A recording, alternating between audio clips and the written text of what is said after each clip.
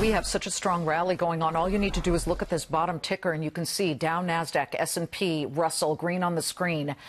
When he was running for president, Donald Trump called the Trans-Pacific Partnership trade deal with 11 nations, many of them in the Pacific or in Asia, quote, a rape of our nation. And when he became president, very shortly after, he killed America's involvement in it, as you heard Blake Berman talking about it earlier. Today, while surrounded by lawmakers very agitated that when paired with a trade war with China, the loss of TPP membership might devastate U.S. farmers' global sales, the president mused that the U.S. will be taking another look at re-entering TPP. Is the president starting to see maybe unintended effects of tariffs and go-at-it-alone trade? Well, the dominoes, at least some of them, have begun to fall. A Pennsylvania company called CP Industries, this is a company that manufactures steel cylinders for the chemical industry, has gotten its first bill post-steel tariffs that President Trump had imposed. That bill on a steel pipe shipment from China has increased $179,000. That's equivalent to about 2 weeks of the small company's payroll. And so the Times reports CP's customers include the U.S. Navy and NASA, but the CEO is worried he may go out of business if he has to keep paying these kinds of prices. The company's CEO saying, how long can we last? I don't know.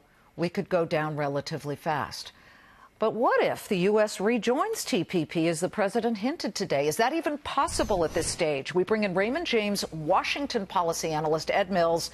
Ed, you worked in Congress. You understand things like unintended consequences from legislation. But is this small company a sign of things to come that the president was perhaps warned about and now thinking maybe we need to come back to TPP? Well, absolutely. And one of the most interesting things, and I think you highlight this, is that this is a Pennsylvania company. And so in politics, when you're explaining, you're losing.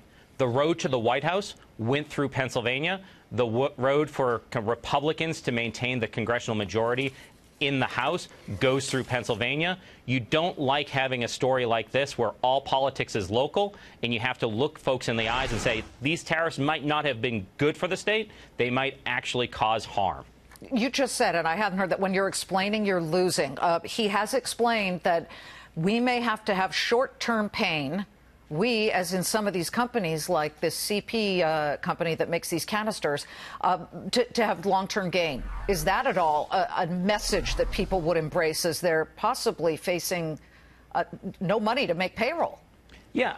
You know, it's a little bit of a debate here. And actually, one of the problems, I think, with this fight is every time we don't really see the pain, that actually gives the president more incentive to hit back harder.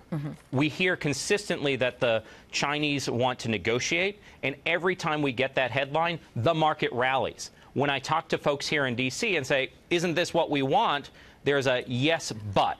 The Chinese never really follow through with what they say, and so Trump really wants these negotiations to stick. And so if the market's rallying, China's signaling the willingness to negotiate, Trump hits harder, and then we have a greater chance of a mistake or greater chance of unintended consequences. Here's where I see at least some of President Trump's points. The Chinese this week came out and said, oh, we're going to reduce tariffs on autos. Let's be very clear to our viewers and push away all of what I would call manure.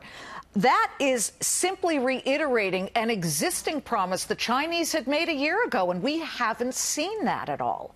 That's exactly my point, is that kind of what we've heard so far from China is a reiteration of things they keep on saying.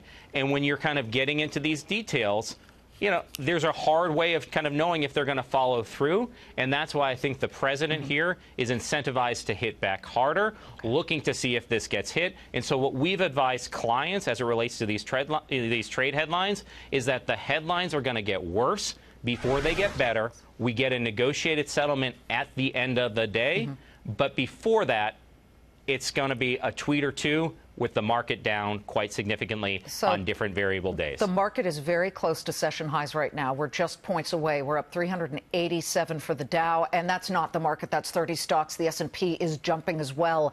I'm wondering, as he mentioned today, I've basically allowed Larry Kudlow and Robert Lighthizer, my trade representative, to take a second look and look at TPP and perhaps rejoining it.